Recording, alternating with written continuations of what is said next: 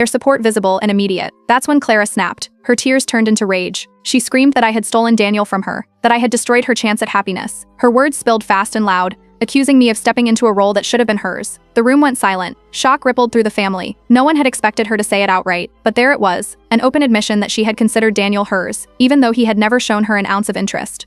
Clara's father dropped his head into his hands. Her siblings sat stiffly, their eyes fixed on the floor. The rest of the family just stared, caught between disbelief and discomfort. Without warning, Clara bolted. She shoved past the crowd, ran out the door, and disappeared into the night. The slam of the door echoed through the house, leaving everyone stunned in her wake. For the first time, the entire family was forced to confront the truth, not just about her lie, but about the depth of her fiscation. After Clara stormed out of the family meeting, the room stayed frozen for a few moments. No one moved, no one spoke, until finally the quiet cracked into overlapping voices. Aunts and uncles began talking at once, venting frustrations that had clearly been bottled up for years. They listed off past stunts, moments when Clara had exaggerated, stirred drama, or twisted stories until the rest of the family was left cleaning up the fallout.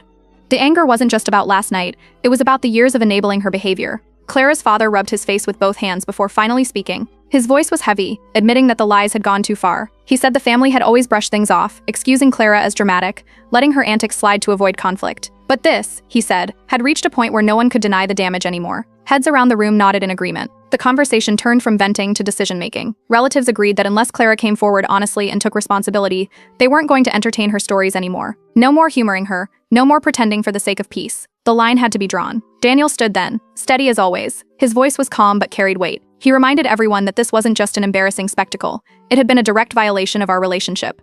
Clara had used his name, his presence, and tied him into a false story that risked his reputation. The family listened closely, his words settling into the room like an anchor. One cousin suggested that boundaries were the only way forward.